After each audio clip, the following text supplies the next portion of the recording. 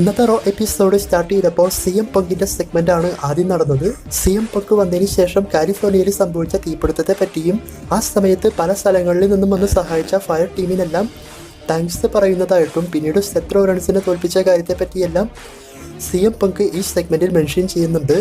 അതുപോലെ CM പങ്കിന്റെ next plan Royal Rumble ആണെന്നും കഴിഞ്ഞ വർഷം റോയൽ റംബിൾ മാച്ച് വിൻ ചെയ്യാൻ നോക്കിയ സമയത്ത് എനിക്ക് ജയിക്കാനും സാധിച്ചില്ല, അതുപോലെ തന്നെ കൈക്ക് ഇഞ്ചുറി സംഭവിച്ച കാര്യത്തെ പറ്റിയും CM പങ്ക് പറയുന്നുണ്ട്. അതുപോലെ റസൽമേനിയ ലക്ഷ്യത്തെ പറ്റിയും ഈ സെഗ്മെന്റിൽ മെൻഷൻ ചെയ്യുന്നുണ്ട്.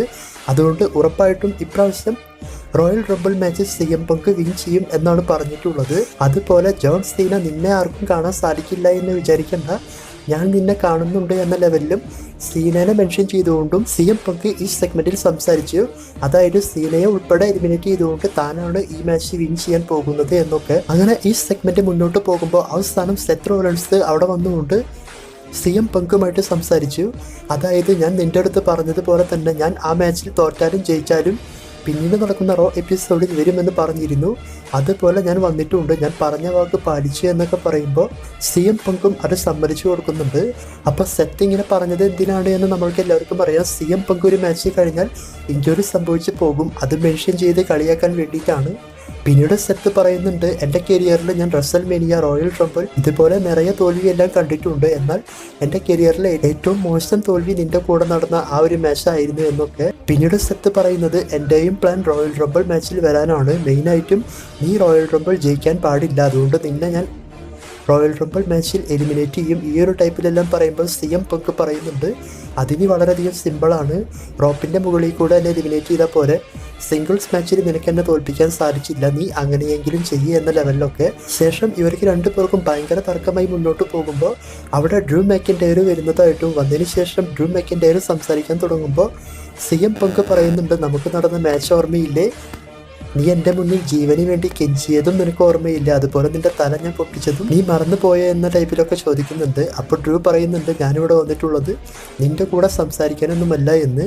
പിന്നീട് CM പങ്ക് പറയുന്നുണ്ട് അഥവാ നീ വീണ്ടും മാച്ചിന് വേണ്ടി വരാണെങ്കിൽ നിന്റെ തലയിലെ സ്റ്റിച്ചിൻ്റെ എണ്ണം ഞാൻ വീണ്ടും കൂട്ടും എന്ന ടൈപ്പിലൊക്കെ. പിന്നീട് ശക്തമായിട്ടാണ് ഡ്രൂ മാക്കിൻഡെയറിന് സംസാരിക്കാനുള്ളത് എന്നൊക്കെ പറഞ്ഞുകൊണ്ടും സെത്ത് റോളൻസിനെയും ഡ്രൂ മാക്കിൻഡെയർ കളിയാക്കുന്നുണ്ടായിരുന്നു. അതുപോലെ തന്നെ CM പങ്കിനെയും ഭയങ്കരമായി കളിയാക്കി വിട്ടിട്ടുണ്ട് ഈ സെഗ്മെന്റിൽ.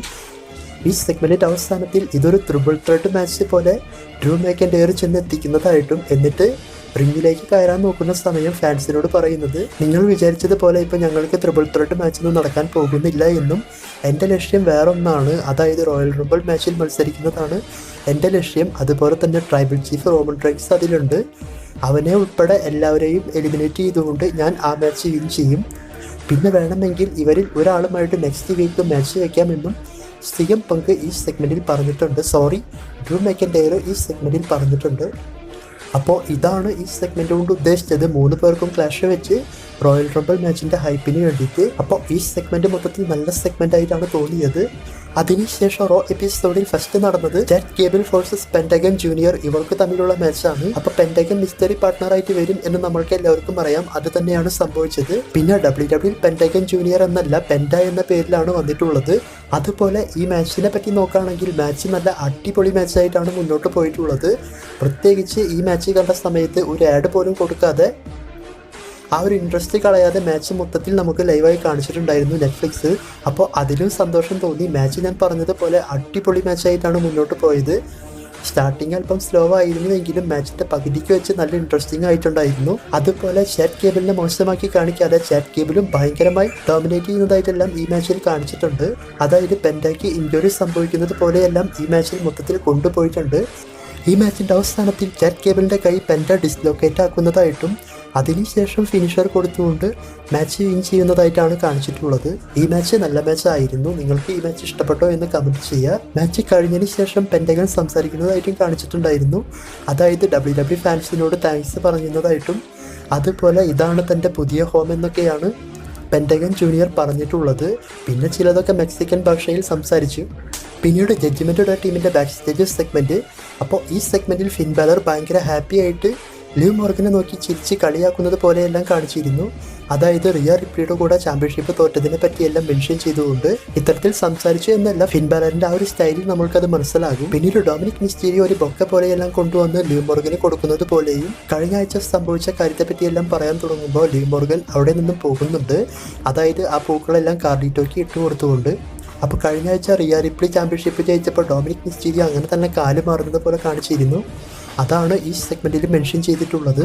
പിന്നീട് ഇന്ന് നടക്കുന്ന സ്ട്രീറ്റ് ഫൈറ്റ് മാച്ചിൽ ഫിൻ ബാലറിനെ സഹായിക്കാമെന്ന് ഡൊമിനിക് പറയുമ്പോൾ ഫിൻ ബാലർ പറയുന്നുണ്ട്, നീ നിന്റെ തന്നെ പ്രശ്നങ്ങൾ തീർക്കാൻ നോക്കുക എന്നൊക്കെ.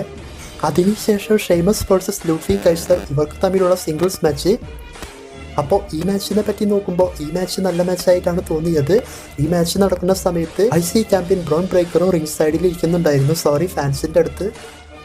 അപ്പോൾ ഈ മാച്ച് അത്യാവശ്യം നല്ല മാച്ചായിട്ട് ഇങ്ങനെ മുന്നോട്ട് പോകുമ്പോൾ മാച്ചിൻ്റെ പകുതിക്ക് വെച്ച് ഷെയ്മസ് സെക്കൻഡ് റോപ്പിൽ നിന്നും ലൂട്ട്ലി കൈസറിനെ വൈറ്റ് നോയ്സ് എല്ലാം ചെയ്യുന്നുണ്ടായിരുന്നു. പിന്നീട് ഒരു അവസരം കിട്ടിയപ്പോൾ ബ്രോക്കിംഗ് ഫിനിഷർ യൂസ് ചെയ്ത് ഈ മാച്ചിൽ ഷെയ്മസ് ആണ് വിൻ ചെയ്തത്. വിൻ ചെയ്തതിന് ശേഷം ഷെയ്മസ് സെലിബ്രേറ്റ് ചെയ്യുന്ന സമയം, അതായത് പാറ്റ് മെക്കാഫിയുമായി സെലിബ്രേറ്റ് ചെയ്യുന്ന സമയം IC ചാമ്പ്യൻ വന്ന് പ്രശ്നമുണ്ടാക്കുന്നതായിട്ടും പിന്നീട് ഷെയ്മസും ബ്രോൺ ബ്രേക്കറും തമ്മിൽ പ്രശ്നമാകുമ്പോൾ ഇവർക്ക് തമ്മിലുള്ള ഒരു IC ചാമ്പ്യൻഷിപ്പ് മാച്ച് സെറ്റ് ചെയ്യുന്നതായിട്ടും കാണിച്ചിരുന്നു. അതായത് സാറ്റർഡേ നൈറ്റ് മെയിൻ ഇവൻറ്റിൽ ഇവർക്ക് IC ചാമ്പ്യൻഷിപ്പ് ഉണ്ട്. അപ്പോൾ ഷെയ്മസിന് ഇങ്ങനെ ചാമ്പ്യൻഷിപ്പ് അവസരം കിട്ടിയപ്പോൾ വളരെയധികം സന്തോഷം തോന്നി. ഷെയ്മസ് ഈ മാച്ചെങ്കിലും ജയിച്ച് IC ചാമ്പ്യൻഷിപ്പ് വിൻ ചെയ്ത് ഗ്രാൻഡ് സ്ലാം ചാമ്പ്യൻ ആകുമെന്ന് വിചാരിക്കാം.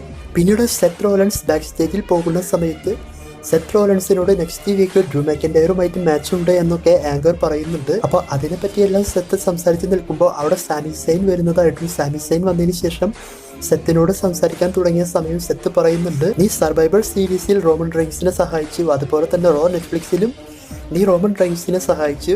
ഇനി നീ ഇവിടം കൊണ്ട് നിർത്താതെ റോയൽ റംബിളിൽ വന്ന് സഹായിക്കുക, അതുപോലെ തന്നെ WWE ചാമ്പ്യൻഷിപ്പ് വിൻ ചെയ്യാൻ വേണ്ടിയിട്ടും സഹായിക്കുമോ അതോ സ്വന്തം കാര്യം നോക്കി പോകുമോ എന്നൊക്കെയാണ് സാമി സെയിനോട് സെത്ത് ചോദിച്ചത്. പിന്നീട് സെത്ത് ദേഷ്യപ്പെട്ടു പോകുന്നത് പോലെയും ഈ സെഗ്മെന്റിൽ കാണിച്ചിരുന്നു.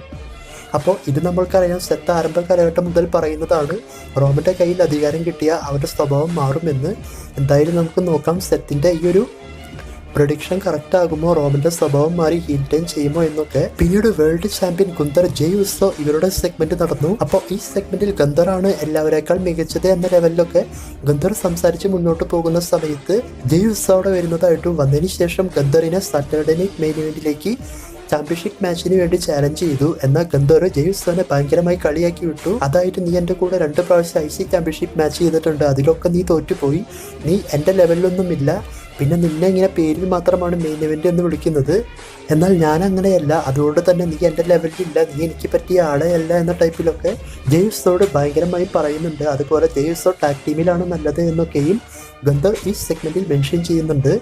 എന്നിട്ട് അവിടെ നിന്നും ഇറങ്ങിപ്പോകുന്ന സമയത്ത് ജയ് ഉസോ ഇതിനെല്ലാം മറുപടി കൊടുത്തുകൊണ്ട് സാറ്റർഡേ നൈറ്റ് മെയിൻ ഇവൻറ്റിലേക്ക് വേണ്ടിയിട്ട് വേൾഡ് ചാമ്പ്യൻഷിപ്പിന് വേണ്ടി ചാലഞ്ച് ചെയ്തു. അതായത് ജയ് ഉസോയ്ക്ക് ഇപ്പോൾ നിറയെ പ്രശ്നങ്ങളുണ്ട് ഡ്രൂ മാക്കിൻടയറുമായിട്ടും ബ്ലഡ് ലൈനുമായിട്ടും, എന്നാലും നിൻ്റെ കൂടെ മാച്ച് ചെയ്യാം എന്ന ലെവലിലാണ് ഈ സെഗ്മെൻറ്റ് മൊത്തം കാണിച്ചു വെച്ചിട്ടുള്ളത്. പിന്നീട് ഈ ഒരു മാച്ച് ഒഫീഷ്യലായി കൺഫേം ചെയ്തു. സാറ്റർഡേ നൈറ്റ് മെയിൻ ഇവൻറ്റിൽ ഇവർക്ക് തമ്മിലുള്ള വേൾഡ് ചാമ്പ്യൻഷിപ്പ്. പിന്നീട് റോ ബ്രാൻഡിൻ്റെ വുമൺസിൻ്റെ ന്യൂ IC ചാമ്പ്യൻഷിപ്പിനുള്ള മാച്ച്. ഈ മാച്ച് നടന്നത് ലൈറ വാൽക്കീരിയ വേഴ്സസ് ഡെക്കോ ടെക്കായി ഇവർക്കാണ്. ഈ മാച്ചിനെ പറ്റി നോക്കുമ്പോൾ അത്യാവശ്യം നല്ല മാച്ചായിട്ടാണ് ഈ മാച്ച് മുന്നോട്ട് പോയത്. മാച്ചിൻ്റെ പകുതിക്ക് വെച്ച് ലൈറ വാൽക്കീരിയനെ ഡെക്കോ ടെക്കായി ഫിനിഷർ ചെയ്തുവെങ്കിലും അവർ റിങ്ങിന് പുറത്തേക്ക് എസ്കേപ്പായി പോയി. ശേഷം മാച്ചിൻ്റെ അവസാനത്തിൽ ലൈറ വാൽക്കീരിയ ഡെക്കോ ടെക്കായിനെ ഫിനിഷിംഗ് മൂവ് ചെയ്തുകൊണ്ട് ഈ മാച്ചിൽ ലൈറ വാൽക്കീരിയാണ് വിൻ ചെയ്ത് ഫസ്റ്റ് വുമൺസ് IC ചാമ്പ്യനായത്. അപ്പോൾ ഈ മാച്ച് ഞാൻ പറഞ്ഞതുപോലെ അത്യാവശ്യം നല്ല മാച്ചായിട്ടാണ് തോന്നിയത്. ഈ റിസൾട്ടും എനിക്ക് ഭയങ്കരമായി ഇഷ്ടപ്പെട്ടു. ലൈറ വാൽക്കീരിയയ്ക്ക് ഈ ചാമ്പ്യൻഷിപ്പ് കിട്ടിയത് എന്തുകൊണ്ടും നല്ലതാണ്. പിന്നീട് സാമി സെയിൻ മിസ് ഇവർക്ക് തമ്മിലുള്ള സിംഗിൾസ് മാച്ച്. അപ്പോൾ ഈ മാച്ച് ഒരു ബാക്ക് സ്റ്റേജ് സെഗ്മെൻറ്റ് വഴിയാണ് കൺഫേം ചെയ്തത്. ഈ മാച്ചിനെ പറ്റി നോക്കുമ്പോൾ പ്രത്യേകിച്ചൊന്നും പറയാനില്ല, മാച്ച് വളരെ എളുപ്പത്തിൽ അവസാനിച്ചു. അതായത് മാച്ചിൻ്റെ അവസാനം സാമി സെയിൻ മിസ്സിന് ഒരു ഹെലുവ കിക്കും അതുപോലെ തന്നെ ബ്ലൂ തണ്ടർബം കൊടുത്തുകൊണ്ട് ഈ മാച്ചിൽ സാമി സെയിനാണ് വിൻ ചെയ്തത്. അപ്പോൾ ഒരുപാട് നാളുകൾക്ക് ശേഷം വീണ്ടും ബ്ലൂ തണ്ടർബം യൂസ് ചെയ്ത് സാമി സെയിൻ വിൻ ചെയ്തേക്കാണ്. ഇതിന് മുൻപ് എൻ്റെ ഓർമ്മയിൽ AJ സ്റ്റൈൽസിന് ഒരു പ്രാവശ്യം ബ്ലൂ തണ്ടർബം ചെയ്ത് വിൻ ചെയ്തിട്ടുണ്ട്. പിന്നീട് new women's world champion Rhea Ripley റിങ്ങിൽ വന്ന് സംസാരിക്കുന്ന സമയത്ത് അവിടെ മുൻ വുമൺസ് ചാമ്പ്യനായിരുന്ന നയ ജാക്സ് വരുന്നതായിട്ടും വന്നതിന് ശേഷം നയ ജാക്സ് പറയുന്നുണ്ട്, ഞാൻ റോയൽ റംബിൾ മാച്ച് വിൻ ചെയ്യാൻ പോകുകയാണ്, എന്നിട്ട് എന്നിട്ട് നീ അല്ലെങ്കിൽ ടിഫനി നിങ്ങളിൽ ഒരാളെ ഞാൻ സെലക്ട് ചെയ്യും, എനിക്കിഷ്ടമുള്ള ആളെ, എന്നിട്ട് നിങ്ങളുടെ കയ്യിലുള്ള ചാമ്പ്യൻഷിപ്പ് എല്ലാം ഞാൻ കൊണ്ടുപോകും എന്ന ടൈപ്പിലൊക്കെ പറയുന്നുണ്ട്. അതുപോലെ ബെയ്ലിയും ഇന്ന് റോ റിംഗ് സൈഡിലെല്ലാം ഉണ്ടായിരുന്നു, അതായത് ഫാൻസിൻ്റെ ഇടയിൽ ബെയ്ലിനെയും മെൻഷൻ ചെയ്തുകൊണ്ടെല്ലാം ഈ സെഗ്മെന്റിൽ കളിയാക്കി വിട്ടു നമ്മുടെ നയ ജാക്സ്. പിന്നീട് ബെയ്ലി എല്ലാം റിംഗിൽ കയറിക്കൊണ്ട് ഈ സെഗ്മെന്റിന്റെ അവസാനത്തിൽ ഇവർ ഫൈറ്റ് ചെയ്യുന്നതായിട്ട് കാണിച്ചിരുന്നു. അതായത് നയ ജാക്സ് ബെയ്ലി അറ്റാക്ക് ചെയ്യുമ്പോൾ നയ ജാക്സിനെ ബെയ്ലി തിരിച്ച് അറ്റാക്ക് ചെയ്തു. അതുപോലെ തന്നെ റിയ റിപ്ലിയും ചേർന്നുകൊണ്ട് നയ ജാക്സിനെ അറ്റാക്ക് ചെയ്ത് റിങ്ങിന് പുറത്തേക്ക് ആക്കി. അപ്പോൾ വുമൺസിൻ്റെ Royal Rumble Nia Jax win ചെയ്യും എന്നാണ് പറഞ്ഞിട്ടുള്ളത്. നോക്കാം. അതിനുശേഷം ഇന്നത്തെ റോ എപ്പിസോഡ് മരണമാസാക്കിയ മെയിൻ ഇവന്റ് മാച്ചാണ്. ഈ മാച്ച് നടന്നത് Finn Balor versus Damian priest.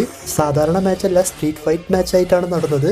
Match start ചെയ്യുന്നതിനേക്കാൾ മുൻപ് തന്നെ ഫിൻ ബാലർ പിറകിൽ നിന്നും കെൻഡോസ്റ്റിക്കെല്ലാം കൊണ്ടുവന്ന് ഡാമിയൻ പ്രീസ്റ്റിനെ അറ്റാക്ക് ചെയ്തിരുന്നു. പിന്നീട് ഇവർ ഫൈറ്റൊക്കെ ചെയ്തുകൊണ്ട് ഫാൻസിൻ്റെ ഇടയിൽ കൂടെ എല്ലാം പോയി.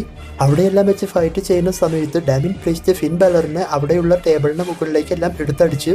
പിന്നീട് ഫിൻ ബാലറിന് ഇഞ്ചുറി സംഭവിച്ചു എന്ന് പറഞ്ഞുകൊണ്ട് സ്ട്രെച്ചറിൽ കിടത്തി കൊണ്ടുപോകുന്ന സമയത്ത് ഡാമിയൻ പ്രീസ്റ്റ് വിടാതെ അവിടെ വന്നുകൊണ്ടും ഫിൻ ബാലറിനെ അറ്റാക്ക് ചെയ്തു. JD മക്ഡാനിക്ക്, കാർലിറ്റോ എല്ലാവരെയും അറ്റാക്ക് ചെയ്തു.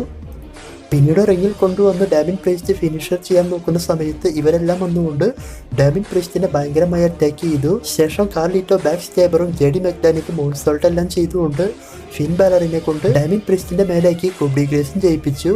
പക്ഷെ പിൻ ചെയ്ത സമയത്ത് ഡാമിയൻ പ്രീസ്റ്റ് അത് കിക്ക് ഔട്ട് ചെയ്തു. പിന്നീട് ഡാമിയൻ പ്രീസ്റ്റിനെ സഹായിക്കാൻ വേണ്ടിയിട്ട് ടാഗ് ടീം ചാമ്പ്യൻസായ വാർ റൈഡേഴ്സ് അവിടെ വന്നുകൊണ്ട് JD കാർലിറ്റോ ഇവരെ അറ്റാക്ക് ചെയ്ത് ബാക്ക് സ്റ്റേജിലോട്ട് കൊണ്ടുപോയി. വീണ്ടും ഇവരുടെ മാച്ച് കണ്ടിന്യൂ ചെയ്ത് മുന്നോട്ട് പോകുമ്പോൾ ഫിൻ ബാലർ ടേബിളിൻ്റെ മുകളിലേക്ക് എടുത്തിക്കൊണ്ട് ഡാമിയൻ പ്രീസ്റ്റിന് മറ്റൊരു കുബി ഗ്രേസ് എല്ലാം കൊടുത്തിട്ടുണ്ടായിരുന്നു. അതെല്ലാം അടിപൊളിയായിട്ടുണ്ടായിരുന്നു. അതുപോലെ ഡാമിയൻ പ്രീസ്റ്റ് അവസാനം ഫിൻ ബാലറിനെ ടേബിളിൻ്റെ മുകളിലേക്ക് പ്രൈസറേറ്റ് ചെയ്ത് ടേബിൾ ഉൾപ്പെടെ പൊട്ടിച്ചുകൊണ്ട് പിന്നീട് റിങ്ങിൽ കൊണ്ടുവന്ന് ഫിൻ ബാലറിന് ചോക്സ്ലാം ഫിനിഷിംഗ് മൂവ് കൊടുത്തുകൊണ്ട് ഈ മാച്ചിൽ ഡാമിയൻ പ്രീസ്റ്റ് ആണ് വിൻ ചെയ്തത്. അപ്പോൾ ഈ മാച്ച് മൊത്തത്തിൽ വേറെ ലെവൽ മാച്ച് ആയിട്ടുണ്ട്. പക്ഷെ ഒരു പ്രശ്നം സംഭവിച്ചത് ഫിൻ ബാലർ ഈ മാച്ച് ജയിക്കുമെന്നാണ് വിചാരിച്ചത്. പക്ഷെ വിൻ ചെയ്യാൻ സാധിച്ചില്ല. വീണ്ടും ഡാമിയൻ പ്രീസ്റ്റ് തന്നെയാണ് വിൻ ചെയ്തത്. ആ ഒരു സംഭവം ഒഴിച്ചാൽ ബാക്കിയെല്ലാം സെറ്റാണ്. പിന്നെ ഈ മാച്ചിൽ ഒരു കണക്കിന് ഫിൻ ബാലർ തോറ്റതും നന്നായി. കാരണം ഫിൻ ബാലറിന് 2025 നല്ല പുഷ് കിട്ടുമെന്നാണ് പറയുന്നത്. അതുകൊണ്ട് നൈസായിട്ട് ഇപ്പോഴുള്ള ഈ ഒരു ടീമിൽ നിന്നും പിൻവലിക്കാനാണ് പോകുന്നത്. അപ്പോൾ അത് വെച്ച് നോക്കുമ്പോൾ ഈ റിസൾട്ട് കറക്റ്റായിട്ടാണ് എനിക്ക് തോന്നുന്നത്. അപ്പോൾ ഇതൊക്കെയാണ് ഇന്നത്തെ റോ എപ്പിസോഡിൽ നടന്നിട്ടുള്ളത്. പിന്നെ ഇന്നത്തെ റോ എപ്പിസോഡ് 9 മണിയായപ്പോഴേക്കും അവസാനിച്ചു. അതായത് അരമണിക്കൂർ മുൻപ് കഴിഞ്ഞു. ഇതിൻ്റെ കാരണം നെറ്റ്ഫ്ലിക്സിൽ ടെലികാസ്റ്റ് ചെയ്യുന്നത് കൊണ്ടാണ്. നെറ്റ്ഫ്ലിക്സിന് ടൈമിന് പരിധിയൊന്നുമില്ല. അതായത് കറക്റ്റ് 3 മണിക്കൂർ തന്നെ ഷോ നടത്തണമെന്നില്ല. റോ എപ്പിസോഡിനെ പറ്റി നിങ്ങളുടെ അഭിപ്രായം കമൻറ്റ് ചെയ്യുക. എൻ്റെ അഭിപ്രായത്തിൽ ഇന്നത്തെ റോ എപ്പിസോഡ് അടിപൊളി ഷോ ആയിരുന്നു.